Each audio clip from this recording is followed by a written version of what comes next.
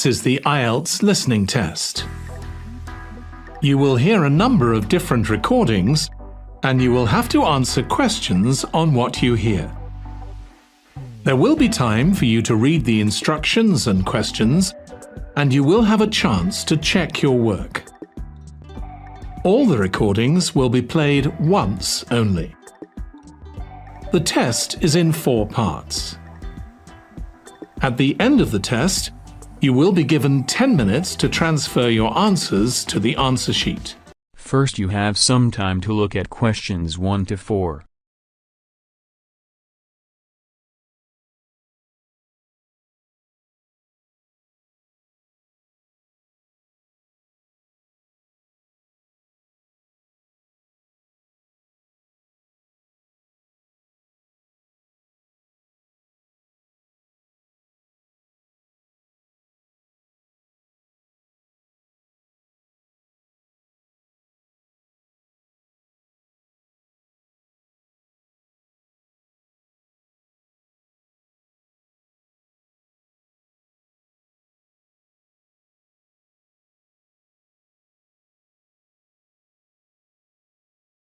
Now listen carefully and answer questions 1 to 4. Hi everyone, welcome to the Snow Centre. My name's Annie. I hope you enjoyed the bus trip from the airport. We've certainly got plenty of snow today. Well, you've come to New Zealand's premier snow and ski centre, and we've a whole load of activities for you during your week here.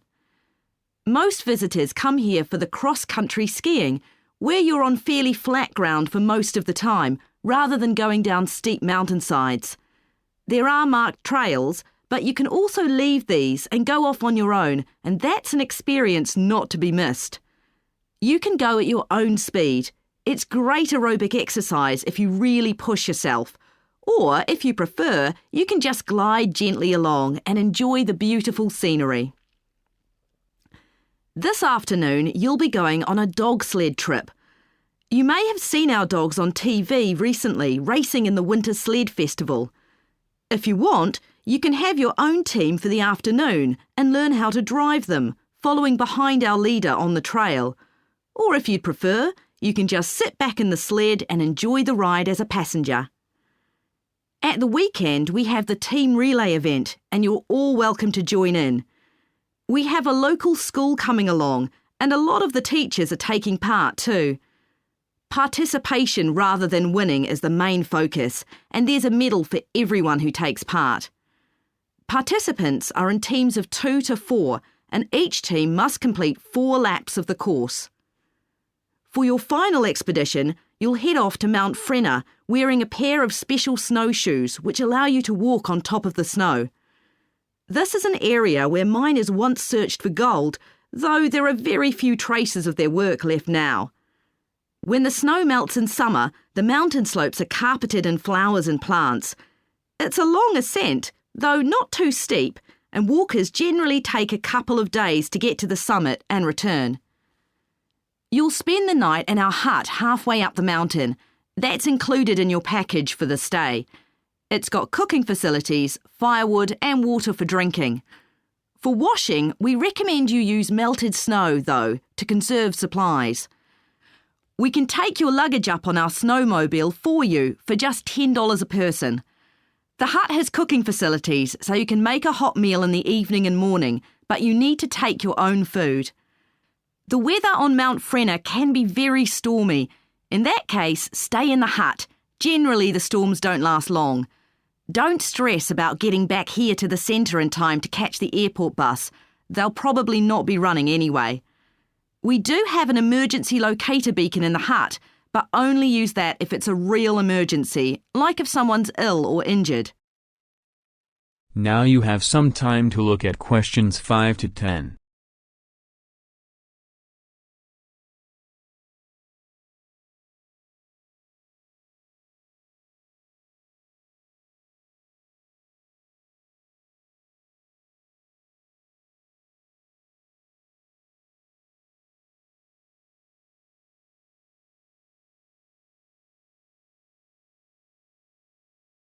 Now listen carefully and answer questions 5 to 10.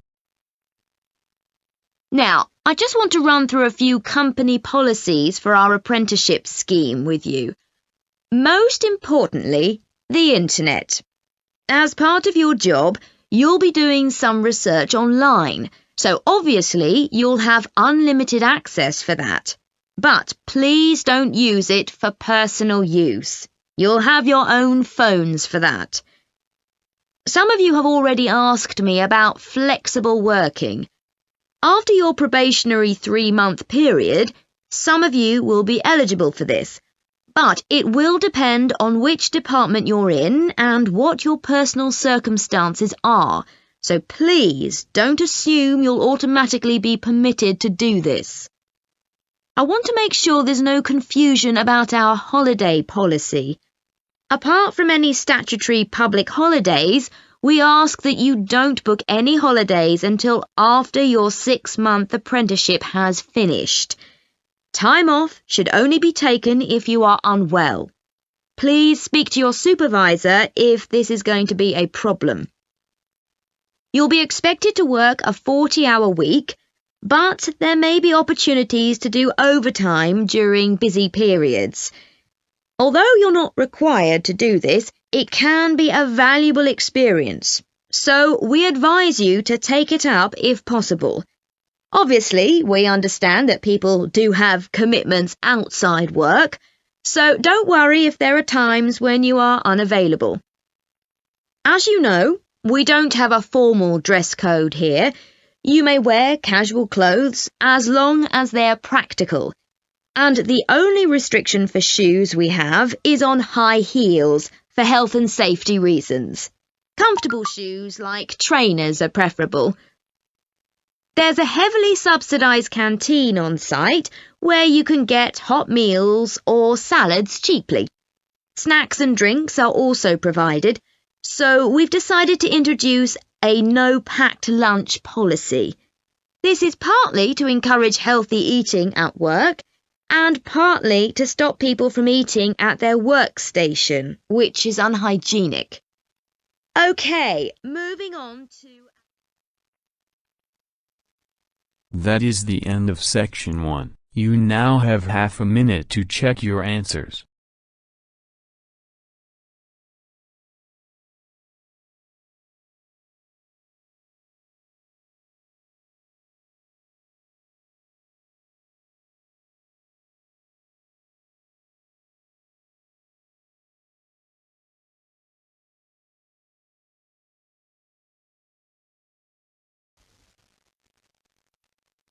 Section 2. You will hear a holiday company representative talking to a group of tourists in a large hotel about things they can do during their holiday. First, you have some time to look at questions 11 to 16.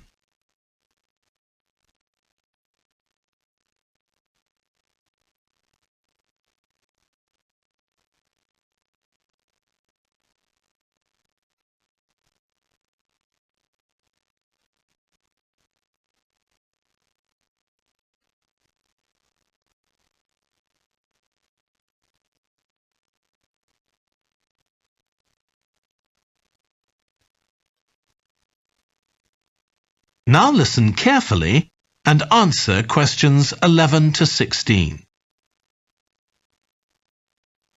Hello everyone, I'm Jake Stevens and I'm your rep here at the hotel. I'm sure you'll all have a great time here. So, let me tell you a bit about what's on offer. I'll start by telling you about some of the excursions that are available for guests. One thing you have to do while you're here is go dolphin watching.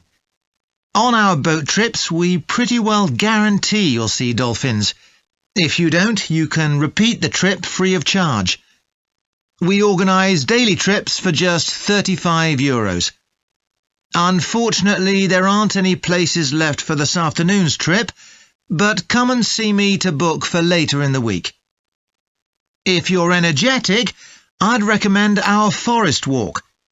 It's a guided walk of about 7 kilometres. There'll be a stop halfway, and you'll be provided with a drink and sandwiches. There's some fairly steep climbs up the hills, so you need to be reasonably fit for this one, with good shoes. Oh, and bring a waterproof in case it rains.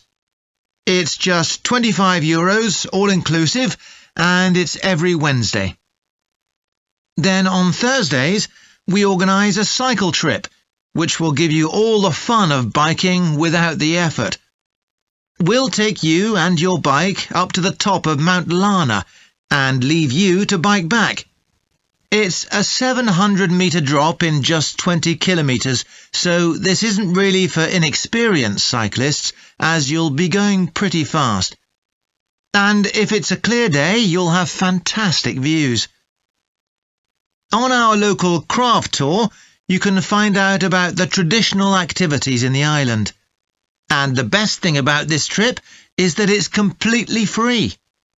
You'll be taken to a factory where jewellery is made, and also a ceramics centre. If you want, you can buy some of the products, but that's entirely up to you. The trip starts after lunch on Thursday, and you'll return by 6 p.m. If you're interested in astronomy, you may already know that the island's one of the best places in the world to observe the night sky. We can offer trips to the observatory on Friday for those who are interested. They cost €90 per person, and you'll be shown the huge telescopes and have a talk from an expert who will explain all about how they work. Afterwards, we'll head down to Sunset Beach, where you can have a dip in the ocean if you want, before we head off back to the hotel. Finally, there's horse riding. This is organised by the Equestrian Centre over near Playa Cortino, and it's a great experience if you're a keen horseback rider, or even if you've never been on a horse before. They take you down to the beach, and you can canter along the sand and through the waves. It costs €35, and it's available every day. Before you hear the rest of the talk, you have some time to look at questions 17 to 20.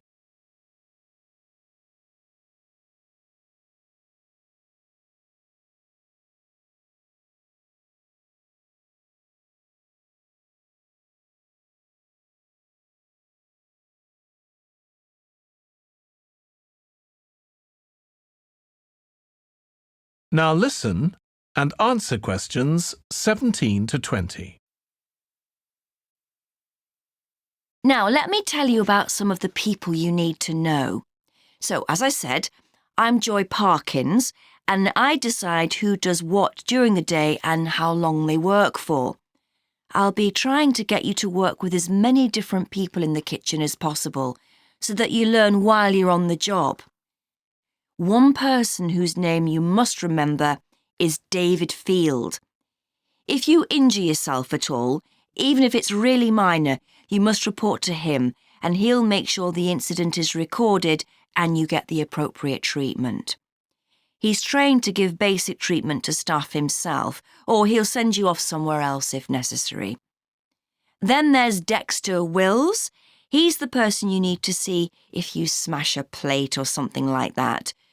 Don't just leave it and hope no one will notice. It's really important to get things noted and replaced, or there could be problems later. And finally, there's Mike Smith.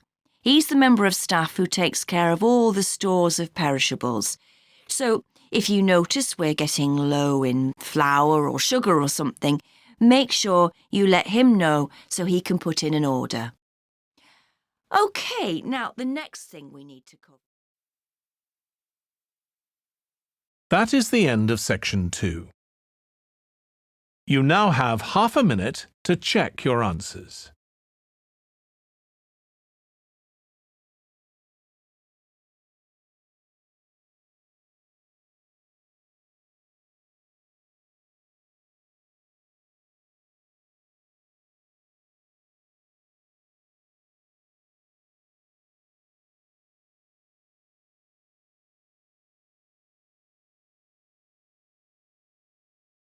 First you have some time to look at questions 21 to 26.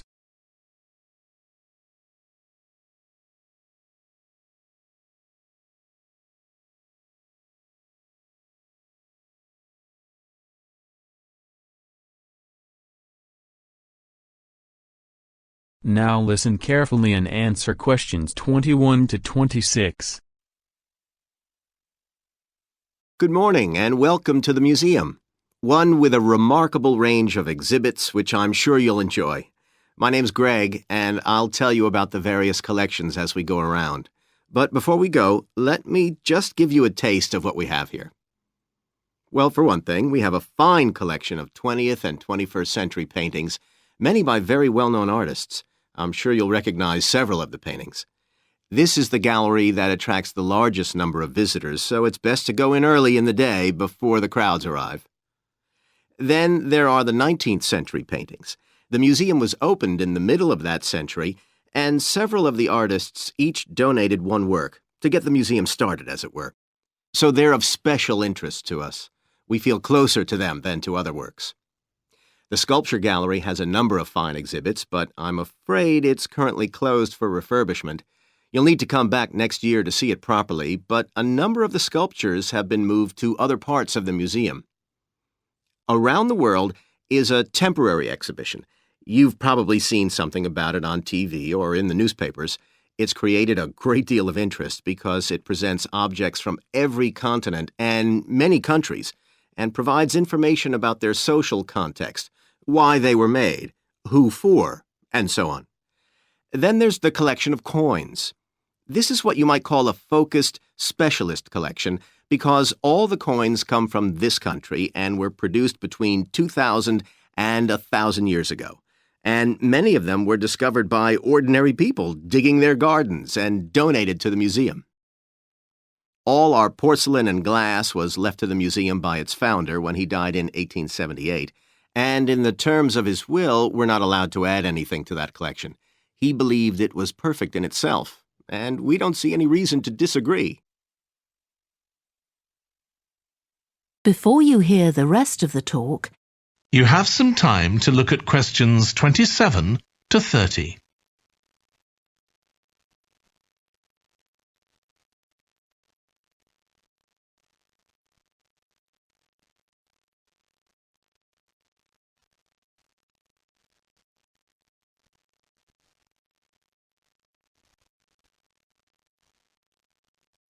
Now listen and answer questions 27 to 30.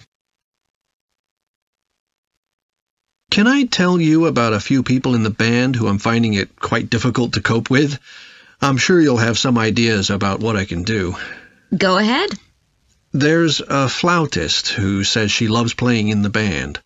We rehearse twice a week after school, but she's hardly ever there. Then she looks for me the next day and gives me a very plausible reason. She says she had to help her mother, or she's been ill, but to be honest, I don't believe her. Oh dear. Any more students with difficulties? Plenty. There's a trumpeter who thinks she's the best musician in the band, though she certainly isn't. She's always saying what she thinks other people should do, which makes my job pretty difficult. She sounds a bit of a nightmare. You can say that again. One of the trombonists has got an impressive sense of rhythm and could be an excellent musician, except that he has breathing difficulties, and he doesn't really have enough breath for the trombone. He'd be much better off playing percussion, for instance, but he refuses to give up, so he ends up only playing half the notes. I suppose you have to admire his determination. Maybe. One of the percussionists isn't too bad, but he never seems to interact with other people, and he always rushes off as soon as the rehearsal ends. I don't know if there are family reasons or what, but it isn't good in a band, where people really need to feel they're part of a group. There are others too, but at least that gives you an idea of what I'm up against. Do you have any thoughts about what I can do, Lizzie? That is the end of section 3. You now have half a minute to check your answers.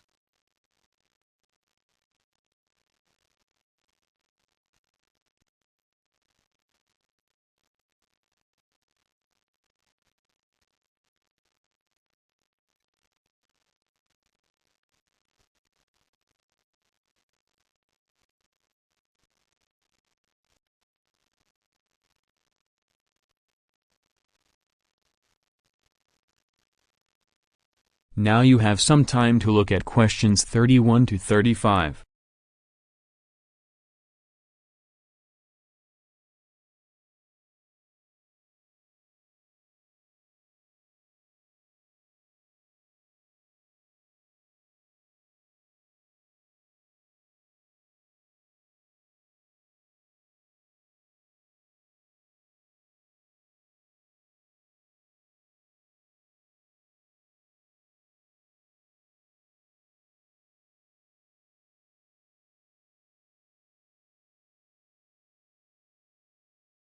Now listen carefully and answer questions 31 to 35. So, I think we've probably got enough for our presentation. It's only 15 minutes. OK, so I suppose we'll begin with some general historical background about why coastal cities were established. But we don't want to spend too long on that. The other students will already know a bit about it. It's all to do with communications and so on. Yes. We should mention some geographical factors, things like wetlands and river estuaries and coastal erosion and so on. We could have some maps of different cities with these features marked. On a handout, you mean? Or some slides everyone can see? Yeah, that'd be better. It'd be good to go into past mistakes in a bit more detail. Did you read that case study of the problems there were in New Orleans with flooding a few years ago? Yes, we could use that as the basis for that part of the talk. I don't think the other students will have read it, but they'll remember hearing about the flooding at the time. OK. So that's probably enough background. So then we'll go on to talk about what action's been taken to deal with the problems of coastal cities. OK. What else do we need to talk about? Maybe something on future risks, looking more at the long term if populations continue to grow? Yeah, we'll need to do a bit of work there. I haven't got much information, have you? No, we'll need to look at some websites. Shouldn't take too long. OK. And I think we should end by talking about international implications. Maybe we could ask people in the audience. We've got people from quite a lot of different places. That'd be interesting, if we have time, yes. So now, shall we go on? Now you have some time to look at questions 36 to 40.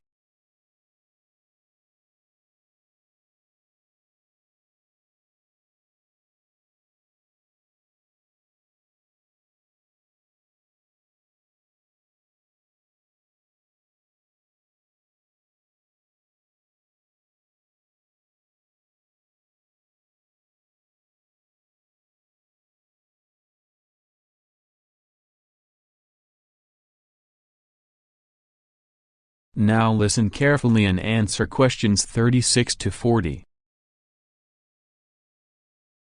OK, now let's think about actually giving the presentation.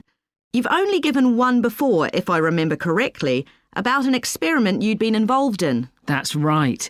It was pretty rubbish. Let's say it was better in some respects than in others. With regard to the structure, I felt that you ended rather abruptly, without rounding it off. Be careful not to do that in next week's presentation. OK. And you made very little eye contact with the audience because you were looking down at your notes most of the time. You need to be looking at the audience and only occasionally glancing at your notes. Your body language was a little odd. Every time you showed a slide, you turned your back on the audience so you could look at it. You should have been looking at your laptop. And you kept scratching your head, so I found myself wondering when you were next going to do that, instead of listening to what you were saying. Oh dear. What did you think of the language? I knew that not everyone was familiar with the subject, so I tried to make it as simple as I could. Yes, that came across. You used a few words that are specific to the field, but you always explained what they meant, so the audience wouldn't have had any difficulty understanding. I must say, the handouts you prepared were well thought out. They were a good summary of your presentation, which people would have been able to refer to later on, so well done on that. Thank you. Well, I hope that helps you with next week's presentation. Yes, it will. Thanks a lot. I'll look forward to seeing a big improvement then. That is the end of section 4. You now have half a minute to check your answers.